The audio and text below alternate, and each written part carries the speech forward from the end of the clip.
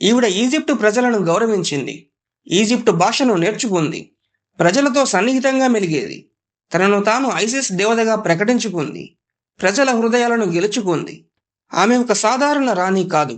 ఆమె ఒక రాజకీయ శిల్పి, ఒక దౌత్యవేత్త మరియు అసమానమైన ఆకర్షణ కలిగిన స్త్రీ.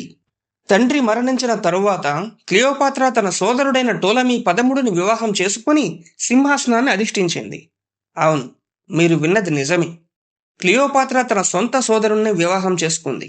ఆధునిక దృష్టికోణంలో అసాధారణంగా అనిపించినప్పటికీ, ఆ కాలంలో ఈజిప్టు రాజవంశాలలో అన్నా చెల్లెళ్ల మధ్య వివాహం సాధారణమైనది. రాజవంశ రక్త శుద్ధతను కాపాడుకోవడానికి ఈ విధంగా చేసేవారు. సింహాసనాన్ని అధిష్ఠించే సమయానికి క్లియోపాత్ర వయసు కేవలం 18 సంవత్సరాలు. తన భర్త వయసు 12 సంవత్సరాలు.